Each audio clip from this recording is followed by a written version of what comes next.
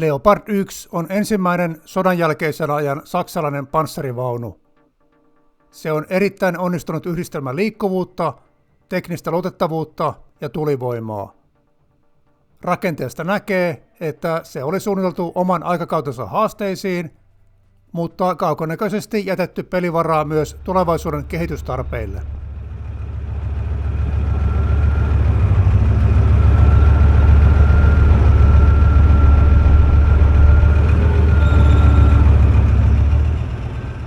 Melkein 60-vuotias panssarivaunu on edelleen aktiivipalveluksessa ympäri maailmaa.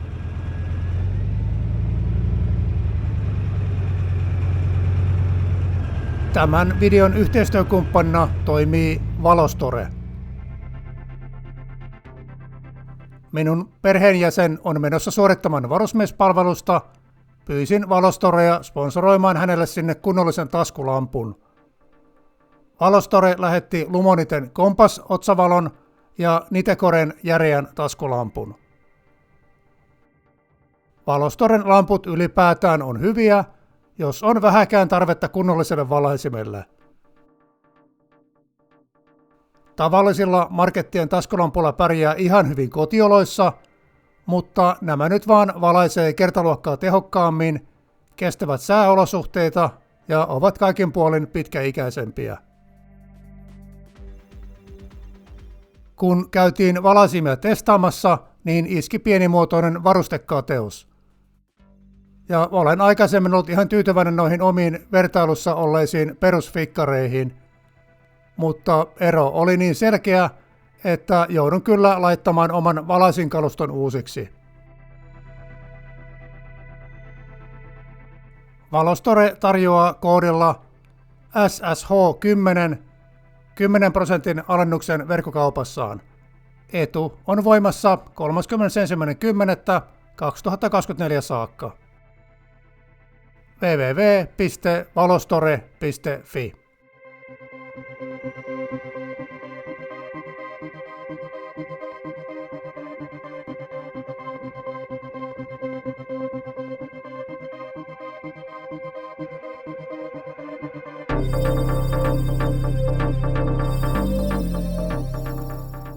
Videon koeajo on tietenkin suoritettu Milsafarin kalustolla Pornaisissa.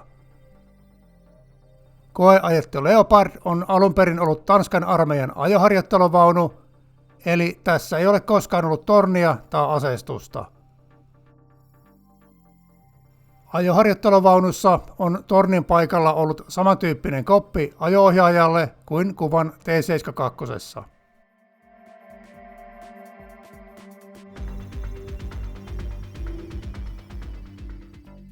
Saksan armeija ja aseteollisuus oli lakkautettu, kun hävisivät maailmansodan, ja maa jaettiin 2 valtioksi voittajavaltioiden miehitysvyöhykkeiden mukaisesti. Länsi-Saksan 1955 uudelleen perustettu armeija aloitti toimintansa pääosin amerikkalaisella kalustolla, mutta heillä oli halua saada myös oma aseteollisuus käyntiin. Uuden Eurooppa-panssarin tai standarditankin suunnittelu alkoi 1957. Se oli alun perin Länsi-Saksan ja Ranskan yhteishanke, mutta erinäisistä poliittisista syistä tiet erkanivat. Ranska päätyi kehittämään hyvin samantyylisen AMX-30 panssarivaunun. Saksan Bundeswehr tilasi uuden panssarivaunutyypin varsin mielenkiintoisena ajanjaksona. Tilaaja, suunnittelu ja käyttäjäportaassa oli vielä paljon toisen maailmansodan konkareita, eli siitä on huomioitu sota-aikeisia oppeja. Mutta samaan aikaan asetekniikka meni nopeasti eteenpäin, suunnittelussa ei katsottu liikaa taustapeiliin, vaan pyrittiin vastaamaan oman ajan haasteisiin. Saksalaiset olivat sodasta oppineet, että paksuinkaan panssari ei suojaa kaikilta vaaroilta. Samaten huippuun viritetystä sotakoneesta ei ole kamalasti iloa, jos se viettää enemmän aikaa huoltovarikolla kuin rintamalla. Brittitiedustelu pääsi vuonna 1956 Unkarin kansannousun aikaan penkomaan neuvostoliittolaista T-54 panssarivaunua, joten NATO-mailla oli speksit minkälaista uhkaa vastaan valmistautua. 1950-luvulla näytti, että tulivoima on ajamassa panssaroinnin ohitse. Tykkien lisäksi sinkojen ja PST-ohjusten läpäisykyky ja kantama olivat parantuneet merkittävästi. Alkuperäisessä tarjouspyynnössä noin 30 tonnin painoisesta panssarivaunusta annettiin tarkkoja vaatimuksia nopeudelle ja tulivoimalle, mutta panssaroinnin osalta todettiin vain, että riittää kun suojaa 20 millin konetykiltä. Muutama prototyyppi valmistettiin testejä varten, joista sitten Porschen johtaman yritysryppään versio todettiin erittäin lupavaksi aihioksi. Leopard-nimen saaneen panssarivaunun varsinainen sarivalmistus alkoi 1965, mutta jo sitä ennen oli keritty tehdä 80 kappaleen esisarja.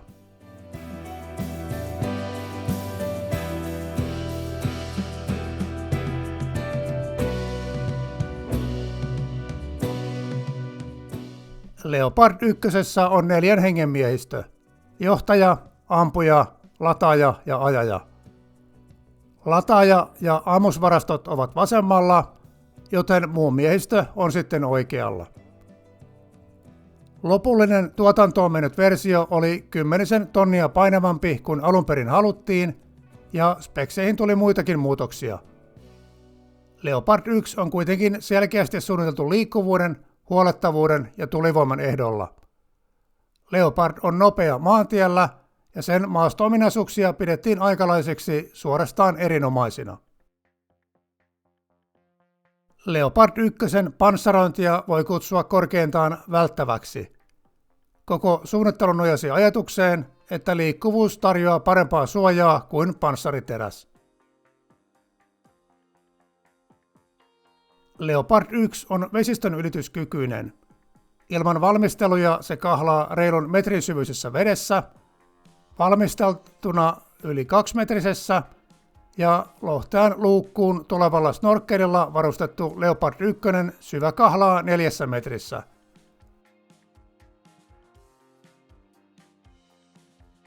NBC-suojaus kuuluu vakiovarustukseen. Miehistötila ylipaineistetaan ja ilma pumpataan sisään suodattimien kautta. Pääaseeksi tuli brittiläinen 105 millin rihlattu L7 panssarivaunukanuuna. Tykki oli suunniteltu nimenomaan Neuvostoliiton T-54 kautta T-55 uhkaa vastaan, ja se oli aikakautensa paras panssarivaunukanuuna. Tarkka ja tehokas ase oli laajasti käytössä, niin siihen kehitettiin runsaasti erilaisia ammuksia. Tykin tueksi Leopard 1 on aina panostettu optiikkaan ja ammunnan hallintaan. Suosittelen katsomaan tuon Australian panssarimuseon esittelyvideon. Videon puolivälin jälkeen esittelevät tornin sisätiloja ja ampumiseen liittyviä toimintoja. Alkuperäinen pimeänäkölaitteisto perustui aktiiviseen infrapunavalonheittimeen. Miehistöllä on pimeänäköperiskoopit, joista näkee infrapunan valaisemat kohteet. Se oli hieman modernempi versio saman aikakauden T-55 panssarivaunun infrapunan valaisimesta. Leopard 1 helposti tunnistettava piirre on nuo moottoritilan sivulla olevat ritilät. Pakokaasut ohjataan ulos samasta paikasta kuin syylarin läpi kiertänyt jäähdytysilma.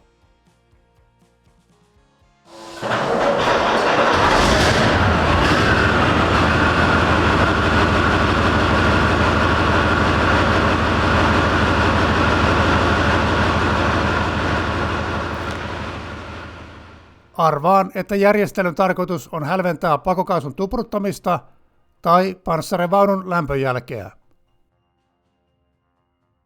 Myöhemmin huomattiin, että kyljen ritilät ovat rakenteellinen heikkous. Raskas konekivääri ampuu siitä läpi moottoritilaan. Leopardissa on panostettu myös huollettavuuteen. Esimerkiksi koko voimapaketti, eli moottori- ja vaihdelaatikko, nousee kohtuullisella vaivalla yhtenä pakettina ylös, eli on helposti vaihdettavissa. Moottoria voi jopa käyttää vaunun ulkopuolella, mikä helpottaa huoltoa. Juuri huollettavuuden osalta Leopardia on kiinnostava verrata neuvostoliittolaiseen T55. Leopardissa on panostettu helppokäyttöisyyteen, mutta käyttömukavuudella on myös kääntöpuolensa. Jos jotakin menee rikki, niin vian paikallistaminen on työlästä, eikä sitä korita maastossa pelkällä jakoavaimella ja rautakangella. Leopard 1 on tarkoitettu korjattavaksi huoltovarikoilla, ei kentällä. MIL Safarin omistajan mukaan heidän käytössä T55 on helpompi ylläpitää, koska se on mekaanisempi ajoneuvo. T55 kaikkien pääsee käsiksi, tosin yleensä jotenkin hankalasti, mutta kuitenkin. Viat on helppo paikantaa kolinan ja öljyvanan perusteella ja jopa itse korjata. T55 verrattuna Leopard 1 on suljettu rakenne. Mitään ei pääse näkemään ilman tonneja painavan moottoripaketin irrottamista. Samaten sähköä ja hydrauliikkaa on reilusti enemmän. Ihan sokerina pohjalla Leopardin pohjassa on muutama pieni luukku, mutta yksikään ei ole öljypropun kohdalla. Eli koko voimapaketti pitää nostaa ylös öljynvaihtoa varten, ellei sitten ime öljyä mittatikun reiästä. Öljyn suodattamia ei kuitenkaan saa vaihdettua ilman koko moottoripaketin irrottamista.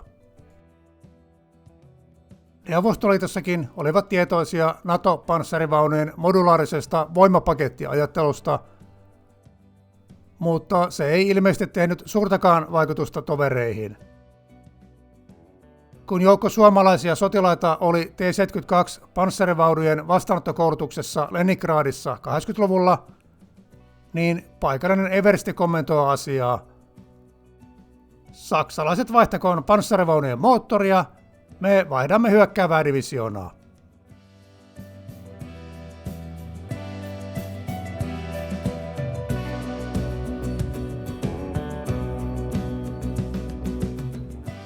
Kun Leopard 1 otettiin palvelukseen, niin tekniikka kehittyi nopeaa tahtia. Suunnittelussa pyrittiin huomioimaan tulevat päivitystarpeet, eli kaapelointiin ja rakenteisiin jätettiin selkeitä varauksia myöhempää käyttöä varten. Esimerkiksi moottoritilaan on jätetty tarkoituksella hieman väliä, jos vaikka markkinoille tulisi parempi voimanlähde. Leopard 1 ei varsinaisesti ole yksi tietty panssarivaunu, vaan enemmänkin samalle alustalle rakennettu panssarivaunuperhe. Leopardeja valmistettiin muutaman vuoden sarjoina, ja jokaiseen sarjaan tuli uudistuksia. Sarjat jakautuvat vielä alamalleihin, ja vientivaunuja päivitettiin ostajan toiveiden mukaan. Leopardeihin on tehty elinkaaripäivityksiä, jolloin varustelua on vaihdettu uudempaan. Ja Leopardien ympärille kehittyy myös paikallista teollisuutta, joka on tuottanut markkinoille omia päivityksiään. Ensimmäinen päivitysversio Leopard 1A1 meni tuotantoon jo 1970. Sen tärkeimmät uudistukset olivat pääaseen vakautin, putken lämpösuoja, helmapanssarit, syvä kahlauslaitteisto, uudet telaketjut ja parannuksia vaununjohtajan optiikkaan. Nämä jälkiasennettiin aika pian myös kaikkiin varhaisempiin vaunuihin.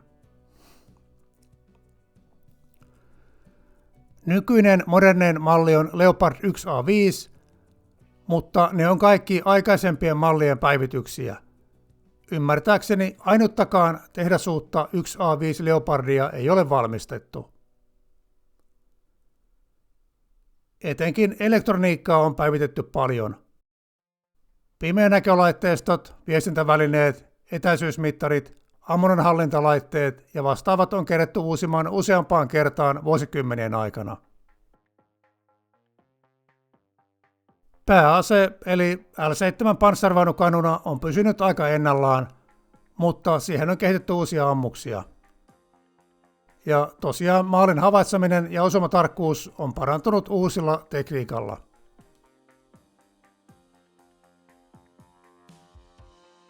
Panssaroinnin suhteen päivitykset ovat olleet aika maltillisia. Isoin muutos oli Leopard 1A3 valmistussarjan aikana vaihdettu tilavampi torni. Se tarjosi hieman parempaa suojaa etenkin etusektoriin. 90-luvun 1A5 päivityksissä malleihin on lisätty erilaisia komposiitti- ja reaktiivisia lisälevyjä.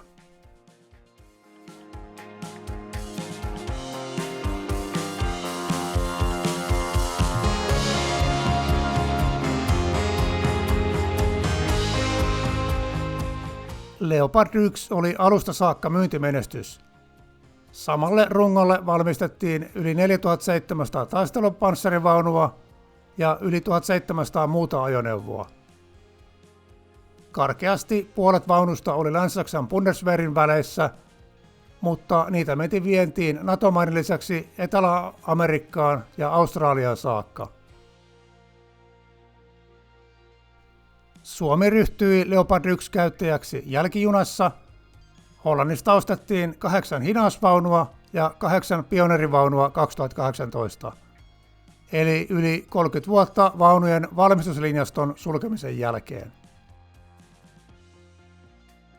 Leopard 1 valmistus lopetettiin 70-luvun lopussa, mutta tuotantolinjat käynnistettiin uudelleen, kun ensin Turkki ja myöhemmin myös Kreikka päätyi tilaamaan Leopard 1 itselleen.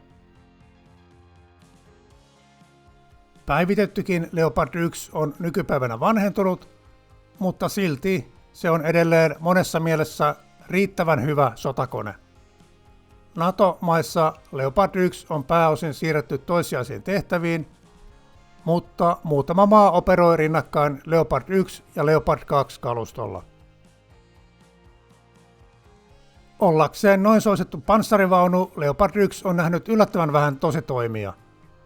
Ennen nykyistä Venäjä-Ukraina-sotaa sillä on kokemusta lähinnä Jugoslavian rauhanturvatehtävistä, Afganistan operaatiosta ja Turkin kurdialueiden väkivaltaisuuksista. Kun Venäjä aloitti 3 päivän erityisoperaation Ukrainaa vastaan 2022, niin moni maa ilmaisi halukkuutensa toimittaa Leopard 1-kalustoa Ukrainalle. Kansainväliset asekaupat ovat aika monimutkaisia järjestelyjä. Leopardien jälleenmyynti tai edes lahjoittaminen eteenpäin vaati Saksan hallituksen hyväksynnän. Sitä lupaa piti odottaa melkein vuosi. Saksan liittohallitus myönsi vientiluvan vasta helmikuussa 2023.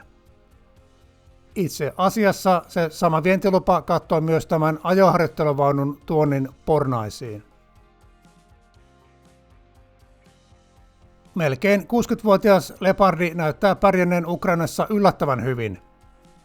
Miehistöt kehuvat yleistä helppokäyttöisyyttä ja kykyä havaita ja ampua maaleja 2-3 kilometrin etäisyyksiltä. Sen panssarointi ei ehkä vastaa nykypäivän vaatimuksia, mutta Leopard 1 kohdistuvat uhat ovat lähes yhtä vaarallisia myös moderneille taistelupanssarivaunuille.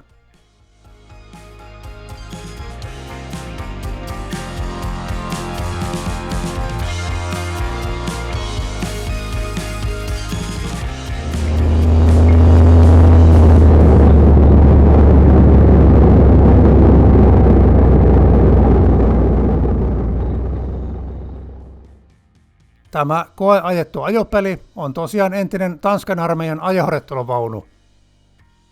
Alkuperäiset Tanskan 70-luvulla hankkimat Leopard 1 oli 1A3-mallia, mutta päivitettiin 1A5-tasolle 90-luvulla samalla kun Tanska hankki lisää Leopard 1-vaunuja. Tanskan Leopardit sai tyyppinimen Leopard 1A5DK ja varustelu poikkeaa hieman Saksan 1A5-standardista.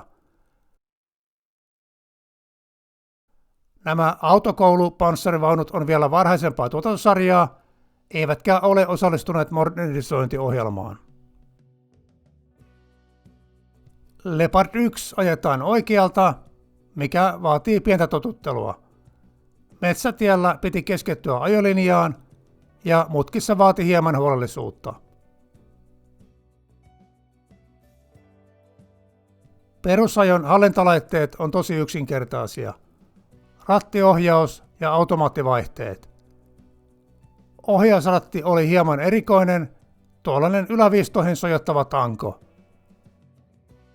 Käännökset tapahtuu pykälissä, eli joko käännytään vähän tai paljon.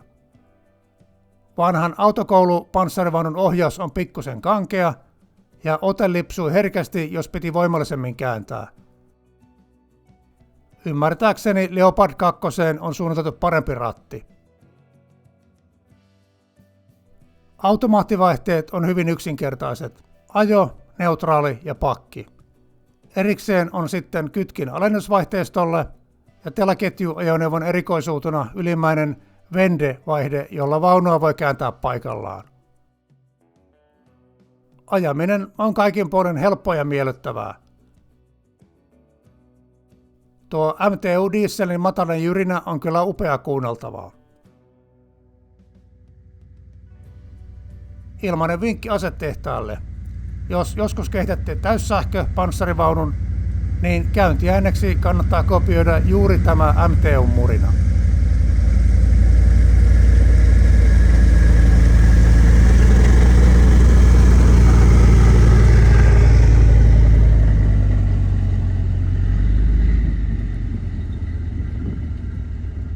Kommenteissa usein muistutetaan, että länsikaluston ergonomia on valovuosia edellä Neuvostoliittoa. Mutta ei tätä Leopardin ajajan istuinta miksikään mukavuuden riemuvoitoksi voi sanoa. Ahdas, epämukava ja korkeintaan välttävä näkyvyys. Asia jäi vaivaamaan mieltä, niin piti tehdä ihan uusi reissu Pornaisiin ja verrata TS55 ajajan istuimeen. En enää muistanut, että neuvostopanssarivaunu on vielä ahtaampi. Eli oma yhteenveto ergonomiakeskusteluun on, että Leopardissa kaikki on ahdasta, koska on rakenteellinen pakko, mutta ei sentään ole vartavasten pyritty epäergonomiaan, kuten Neuvostoliitossa tuntuu olleen tapana.